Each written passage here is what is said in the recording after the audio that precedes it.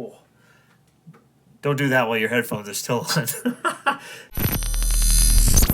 Hey, I'm back in our rental room and just stumbled across our pile of Shure microphones. And I recently did a shootout, and I used the SM58 as an example. And I was like, you know what? One mic that, of course, I have tons to choose from, but one mic that was my favorite for quite a long time.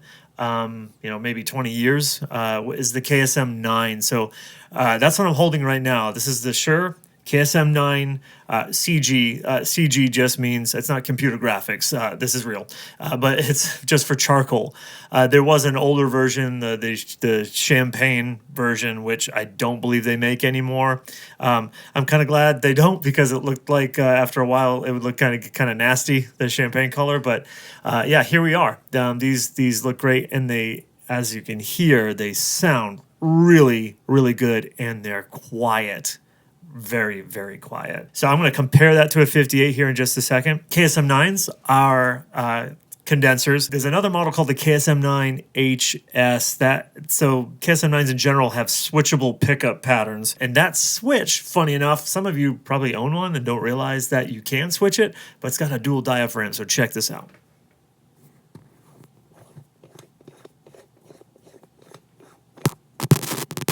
Oh. Don't do that while your headphones are still on. It's funny. This kind of looks like a 57, but look at how well built this is. Oh man, and my plosives are going to hit it like crazy. That switch is right here on the front, so I can switch that to cardioid or supercardioid on the KSM9 model. I'm going to put this back on because it's going to be tough to talk without blowing it up. Yeah, the other model, the HS, has a hypercardioid and a subcardioid or wider cardioid pickup pattern on it. So a little bit of a difference there depending on how much tightness you have. If your vocalist has very good mic etiquette, then the HS is really good for them, especially to prevent bleed. But they have to stay up on this mic pretty tight. Even with the cardioid version, if I go outside of the pattern, it's not too bad. You can hear me pretty good there. Obviously, proximity effect, that's a thing. This tends to deal with the proximity effect really well. So even though yes, the low end does come up, it's not super boomy. Let's talk about the off axis as well. So the off axis of this mic, I'll just let you hear it for a second. Hey, check 1 2, check 1 2. It's very quiet. So really good for if you're dealing with bleed on the stage or anything like that. But how does it compare to your 58? Again, a little bit of an apple and an orange. This is a condenser, so they just tend to be more sensitive. They tend to be like clearer, cleaner, and brighter. So they have electronics in them, so they need phantom power. But with 58s are dynamic, and they do not. Plus, the elements tend to be lighter. On the KSM9, the element itself a lot lighter weight, where the SM58, this guy, I mean, these are like bomb-proof, so the diaphragms on those are a little bit more rugged and thicker. We've all seen the video of an SM58 being, dumped in a bucket of water, set on fire, ran over, and it still works. KSM9, that's not going to happen. Bucket of water, it's done. So just a little bit of a comparison on the 58.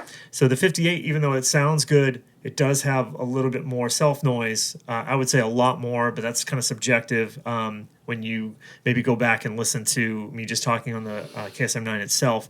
But while we were doing it here, we muted the SM58, and it was like you couldn't tell anything was on. And then all of a sudden I was on the KSM9 and things were so dang quiet. So big jump in price difference. So you're looking at around $100 on the SM58. Again, you can do so much with the 58. Audio is both art and a science, objective and subjective. If you don't have the money to go out and drop $700 on KSM9s, you're going to do just fine putting 58s on everything. For $100 a piece, and if you're out there and you have all of a sudden let's say a recording you want to do, or you want to make that lead vocal shine, you can always hit us up, mikereynolds.com. Look for the KSM9. and rent that for a few days. Use promo code rent15.